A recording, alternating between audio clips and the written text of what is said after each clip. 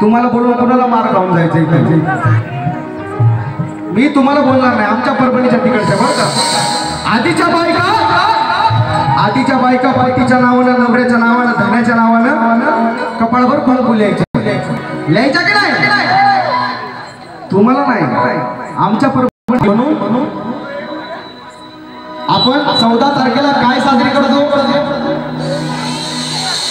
काय साजरी करतो? मागच्या महिलांना का सुतक आहे का? काय साजरी करतो? भीम जयंती. मग बापाचा जन्माचा आनंद तुम्हाला आम्हाला झाला पाहिजे की नाही? कोणाकोणाला आनंद आहे? 1 2 3 4 जरा लाईट अजून फास्ट करा बरं, वाईट मला बघू द्या. एकदा या लाईट साऊंड ट्रस्ट साठी, रवी भाऊसाठी एकदा जोरदार टाळ्या वाजवायच्या. नक्कीच फरमाईश. आनंद झाला की नाही? तुमचं आमचं सोनं झालं की नाही? तुमच्या आमच्या जीवनाचं सार्थक झालं की नाही? मगाशी चेतननी सांगितलं की सगळ्यांचे फ्लॅश लाईट ऑफ करायचे, पण पाहिजे तेवढ्या अजून पाहिजे मला, या कमी बॉस. ज्यांनी इमानदारीने नाही लावणार ना, मी तर म्हणतो ते बापाच्या रक्तात येत नाही. पहाट झाली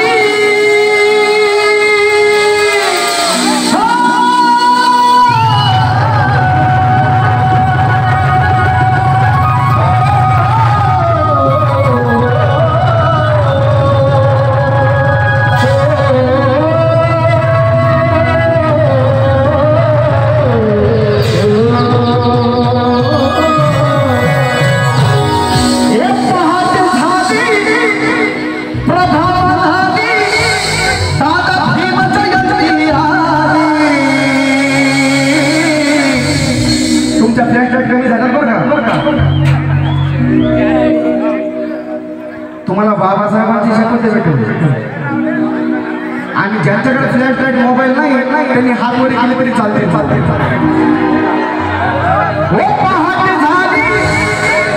त्या बाबतीचा जोरदार गळा त्यांच्या सुद्धा साठी झाल्या पाहिजे. खिडकीतून फ्लॅश लाईट लागलेला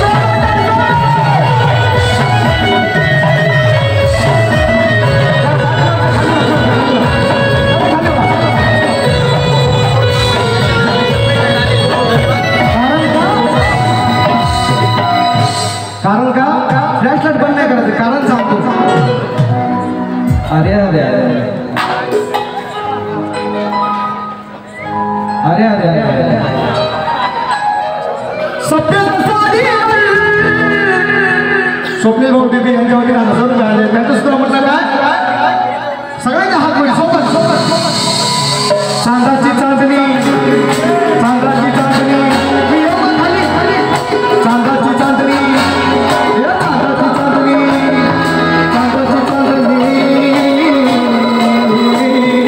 चांदाची चांदणी, चांदाची चांदणी, चांदाची चांदणी. ऐका ना, स्वप्नील भाऊसाठी जोरदार टाळ्या वाजवायचं. कारण का तुम्ही म्हणता आम्ही सगळे मिळून, पण तुम्हाला सांगतो जिसे चांद मिल गया हो उसे किसी तारे की जरूरत नहीं. जिसे चांद मिल गया हो उसे किसी तारे की जरूरत नहीं. जिसने आकाश छू लिया हो उसे किसी तारे की जरूरत